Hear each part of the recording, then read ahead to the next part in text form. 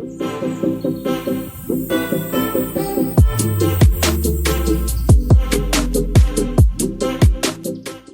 Monica. I was just waiting a moment to start until you join. Hi!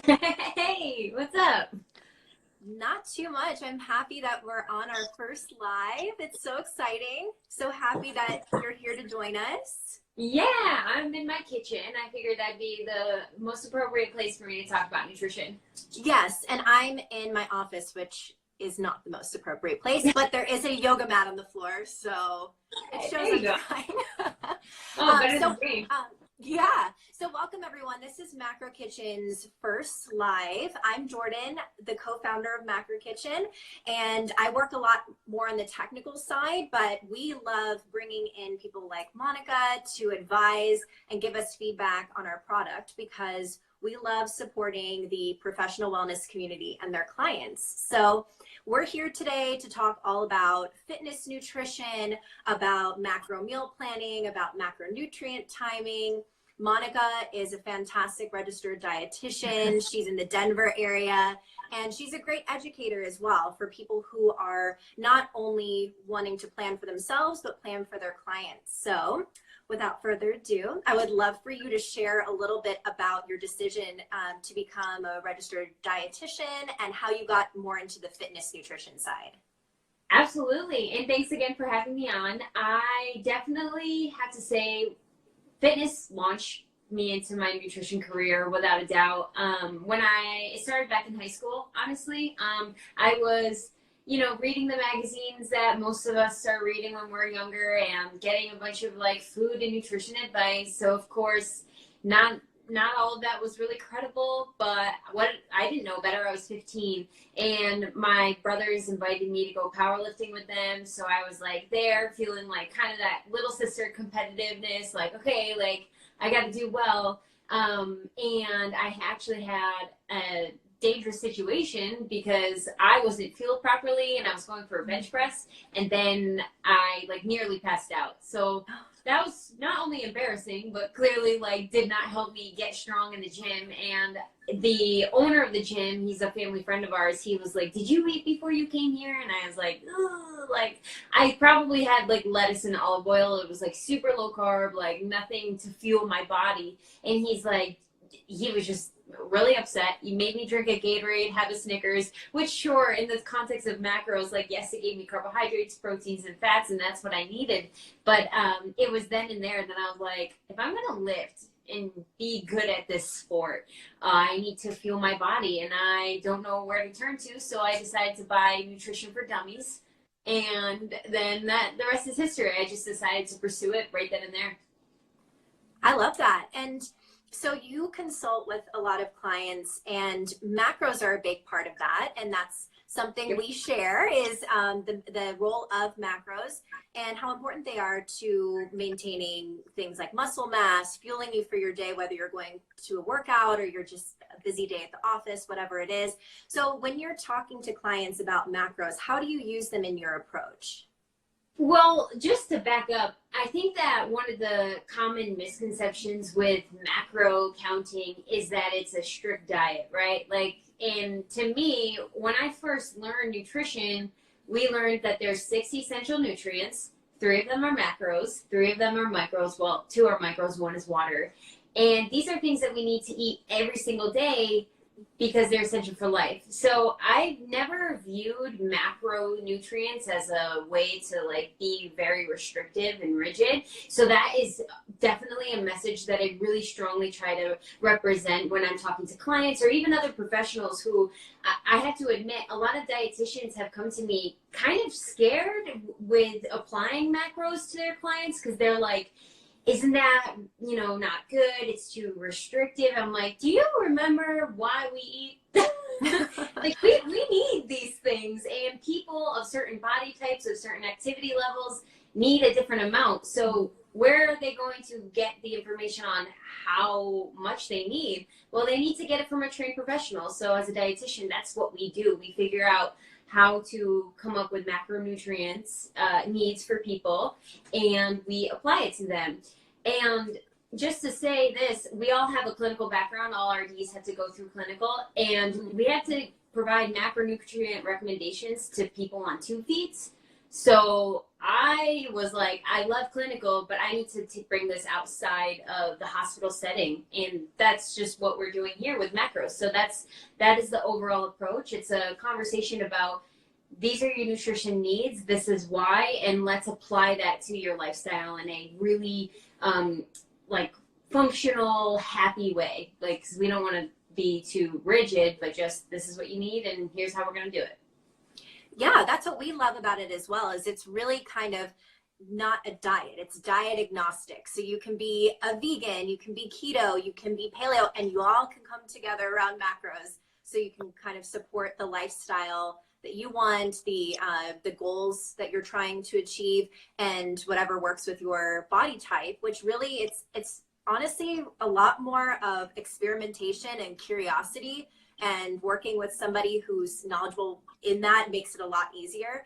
But that's what we love about it, is it's really inclusive, and that's something that I think the dieting community is really missing. So it's something that really can include anyone, including people, especially people who might need it for a more clinical reason. But I wanted to ask you, because I know this is something you've been asked before, just a tangent from that, is the intuitive eating thing. I know that it's a big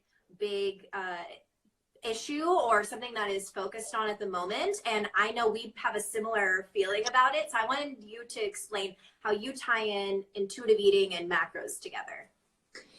How I tie the two together is by, well, first, I always tell people, like, there's pros and cons to both, but intuitively, most of us know when we are just missing something, right? Like, intuitively, most of us might know when we're hungry, but then intuitively, sometimes we don't. Like, we don't know what we're seeking out or what we need. When you do have a little bit of awareness of what your macronutrient needs are, you can kind of reflect on your day and be like, I'm feeling like something's missing. That's intuitive. Like, I know there's something that I should add or reach for.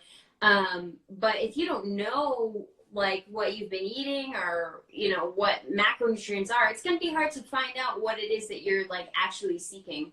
So I don't have, like, any strong polarized thoughts towards either one. I think that they definitely work together. And I sometimes think that having the macronutrient background or the knowledge can help you be more intuitive in the long run, because, especially with a coach, I definitely recommend everyone get a coach when they're doing it. But I think it's important because you will eventually learn, like, oh, okay, I'm actually feeling famished, and it's probably because I haven't had enough protein today, or something like that. So I know for a fact the two can blend together, and I try to, like, implement that in my clients' programs all the time when we talk about macros, but then we talk about hunger and fullness, and, which macronutrients make you feel the fullest, and conversations like that really make the two tie together. Yeah, and I think what I love about your approach, and just macros in general too, is that it's very educational. So a lot of people, as your clients are learning, they still want the coaching. It's not like it's some secret that's out there that, it's just, they want the accountability, they want the guidance, they want you to handle the hard stuff. So what's really cool about it is they still get to learn about what fuels them, what works best for them, and you get to kind of learn together, and you're kind of the expert in that area. But I think one piece that is always really tough, even for professionals, is the timing. And I think even with intuitive eating, that's very tough to just even determine yourself. But I wanted to ask you, how do you work with the timing, or even if you want to use the timing and a workout for an example, how do you time out macros throughout the day, in just kind of more of a general sense, if you want, because I know it's very specific. Yes, it is specifics, but I can speak to some general thoughts, right? So generally speaking, around a workout, assuming you work out daily or, 5 times a week, you want to focus more on protein and carbohydrates, and farther away from a workout, you want to focus on fats and fiber. And that's mostly related to GI comfort, right? Because fat slows our motility down. It's why we feel fuller longer. Same with fiber. So if somebody's eating like a spoonful of peanut butter and oat bran before a workout, there's one gonna be like a massive food in their stomach, and that's not going to function. That's not going to feel good. And then two, it's actually going to slow down the number of nutrients that are available to the muscles that are working. Now, of course, there's exceptions to every rule, right? Because I know somebody's watching this now or might watch it later and be like, are you kidding me? I had the best workout after I eat peanut butter. And like, kudos, that's good. That's where the individuality comes in. And when you have a coach or you're bouncing ideas off of somebody, you can find those individual needs a lot clearer. But just starting with those basic guidelines, carbohydrates and protein around the workout, and then fat and fiber farther away is a good place to start. When I'm working individually with clients, though, I will make it very easy at first and say, okay, you have told me that you eat about 4 meals a day, and based on my assessment and your needs and likes, dislikes, etc., I'm going to provide you with this macronutrient prescription, and we're just going to divide it throughout those 4 meals to start, because that's just very easy, and it also is really helpful for me when I'm looking for recipes on macrokitchen.com. I can just calculate it like that, and then boom, find recipes that are fitting their needs and they like those recipes. So that's how I approach it on the individual basis. But in general, definitely focus on the carbs and the protein around the workout. Protein throughout the day. Sorry, I should exclamation point that. That's been shown to be the best way to consume protein is throughout the day. So yeah, there's my answer to that. And there's one other thought, but it kind of just jumped out of my brain there. Well, I'm sure it'll pop up in the middle of this. That always happens to me too. But let's say, for example, I know this is something that people struggle with, is if they do early workouts, what would you suggest to them? And then also types of workouts. So let's say you're fueling in the morning, maybe it's a little too much. And then also just the issue of, I'm an endurance versus I'm a weightlifter. What kind of advice would you give to both of those? Oh, this is my favorite because I deal with both populations, lots of endurance athletes, lots of weightlifters, but I also work with a lot of people who do both.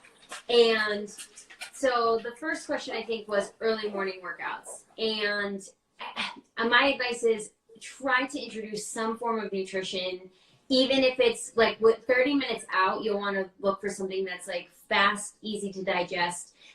Liquids usually work the best for people. I've actually recommended to a client a food product that was like a squeezy fruit and whey protein pouch.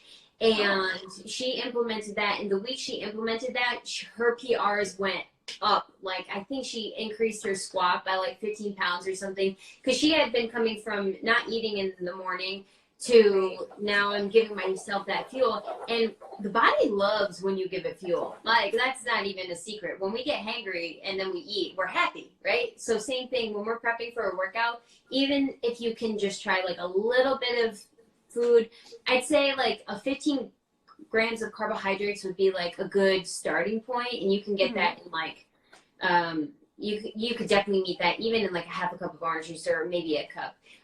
Would that be the healthiest option, like keep you fuller longer?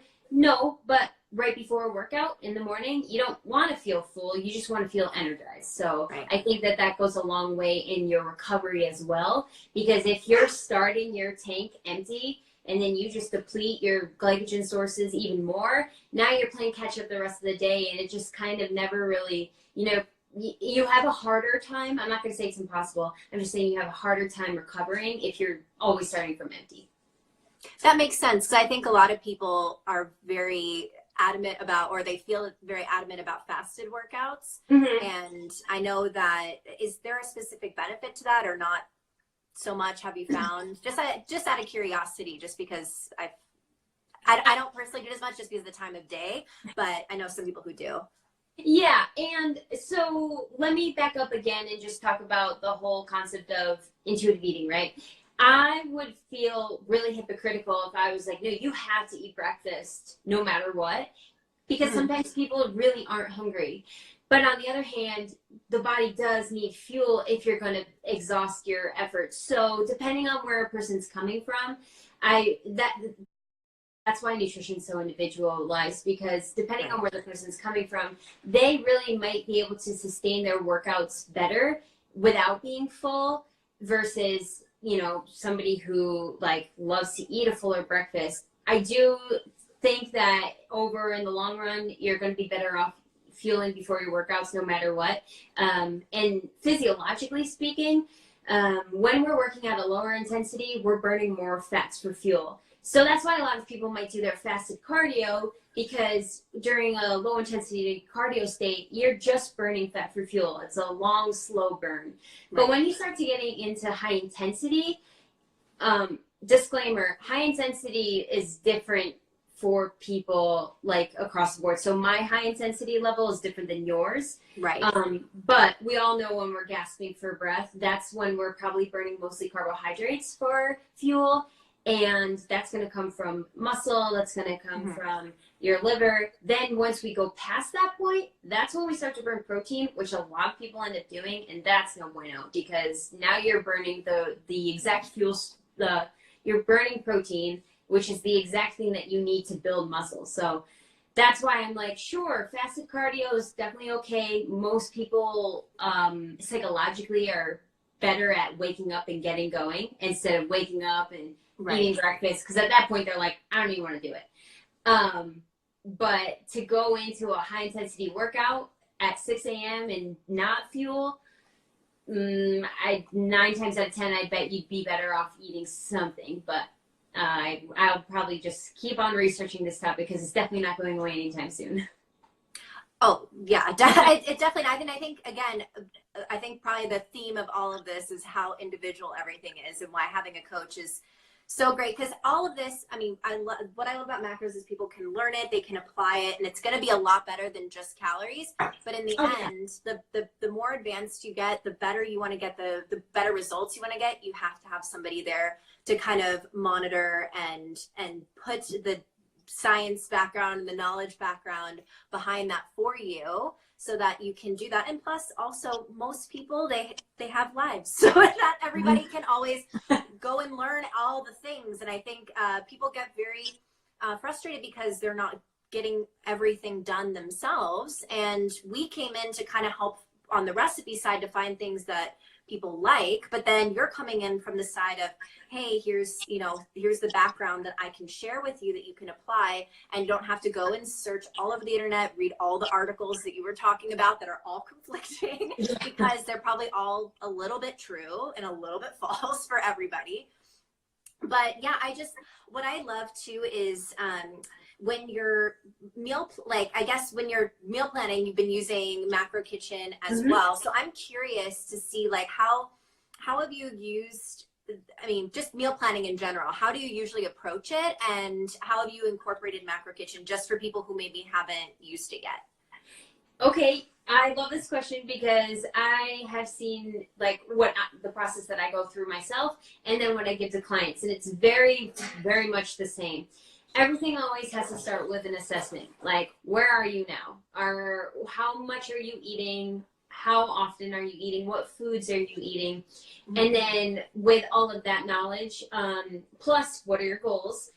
And then I like to get as much anthropometric measurements as possible. So if I can get data on your body fat, muscle, and bone, or where your body is burning fat for fuel, if I can get the more data, the better, because then from there I create a macronutrient prescription based on a week's worth of activity. So most people have exercise days where they're going hard. Then some people have moderate exercise days, and then hopefully everybody has at least one rest day, because the recovery period is so important.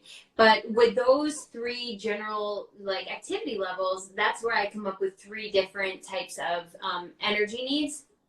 I always caution, like, try progress, not perfection, right? So it's okay if you didn't hit this on that day. We're just trying to get a general trend here. Then from that, I enter it into like it's just a spreadsheet that I give to my clients and for myself I built. And then I figure out, okay, how many meals are they eating a day? When I get those numbers, that's how many carbs, fats, and proteins does this person need in a meal. From there, that's when I go to macrokitchen.com and I filter out those recipes. And one of my favorite features about macrokitchen.com is being able to filter out some of the known allergens, because a lot of my clients avoid I think every person on the planet probably avoids something one reason or another. Even if it's, I don't like broccoli, I don't eat it. Like, it could be something like that. I don't eat it in my life. Exactly. Or I have more severe nutrition needs where somebody's like, I have celiac disease, gluten will ruin a lot of things. So being able to filter not just based on macros, but their other dietary needs is so valuable to me as a dietitian, because it makes it so easy. And then I can, sometimes I do it while I'm coaching, like we're going through the process together. Other times I do it after the coaching session.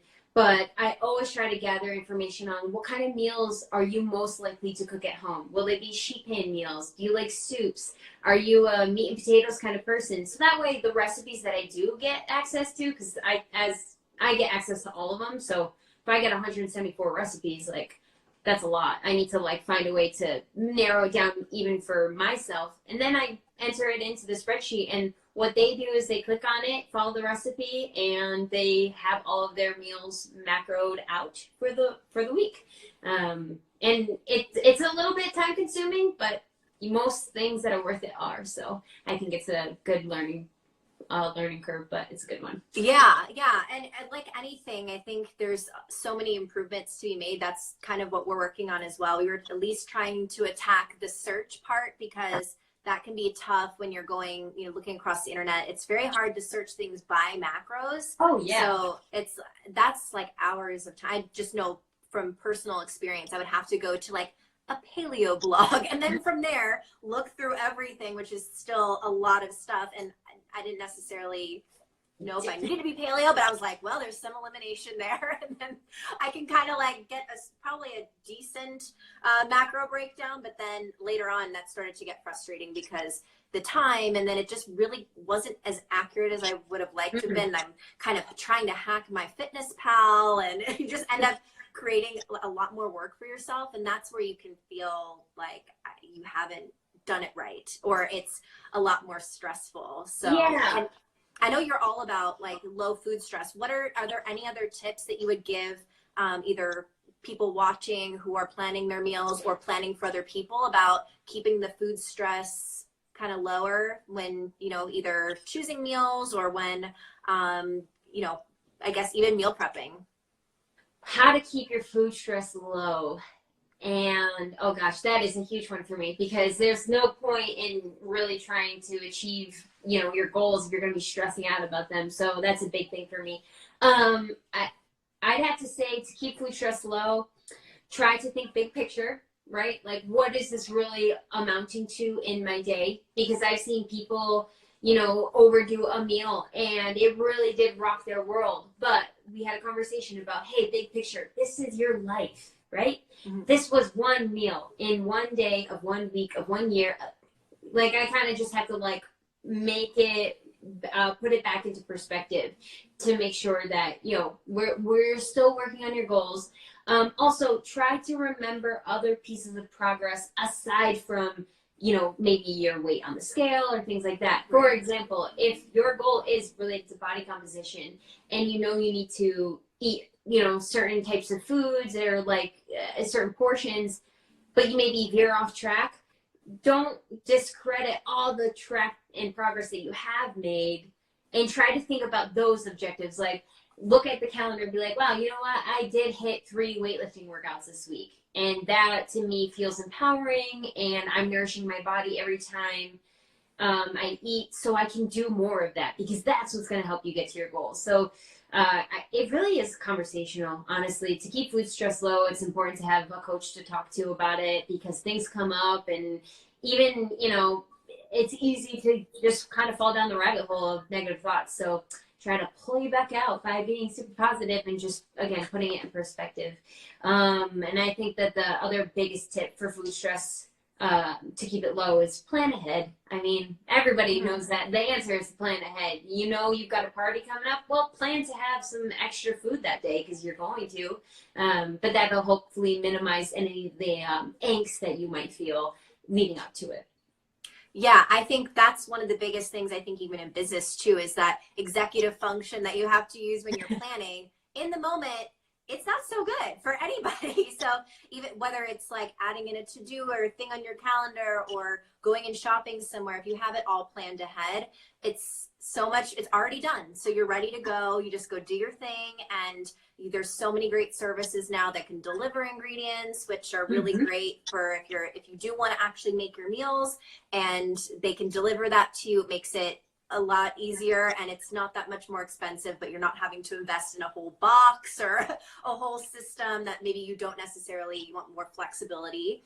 But yeah, I think that it's really, I think you touched on this a lot, which is it's a lifestyle. That's why you get a coach. That's why you learn all the time. That's why it's progress over perfection, because this is life. It's not, you know, the diet that you have to get to this point. It's a lifestyle of eating healthy and being in the place you want to be and getting better and having life changes, like having kids, you know, there's so many things that change in your life. So all the time. yeah. So I want to ask you, before we kind of like wrap up a little bit, if you can tell us like what you're working on or what's coming up for you, a little bit about your program so we can have it out there. Oh, goodness. Okay, what's going on in my life? Well, I mean, I feel like I need to break out my flow chart. For my coaching, I'm still doing one-on-ones with people. I do have a 28-day reset that I usually like to roll out like around New Year's Eve. So I'm right now in the process of talking to gym owners and, you know, introducing the program to them or rerunning it again. And then I'm still incorporating all of the macro-based meal planning into my coaching clients. So anytime somebody onboards with me, when we go through the assessment and everything else that I need to gather from them, they're all getting a very unique, individualized meal plan, in addition to all the coaching and in between tech support that I offer.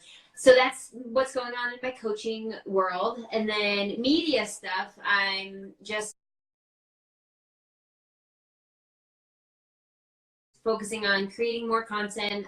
One of my favorite things to do is provide guides and resources to people. So I have a guide, it's called A Guide to Counting Macros, a dietitian's guide to counting macros. And I sell that on the digital marketplace, and then I also sell it on my website. So just creating more resources like that, because sometimes people just need, you know, open up a quick document and be like, okay, this is what I need. Again, to remove all the decision-making process for them, just to make it easier, to keep the food stress low. So that is what's coming up for me.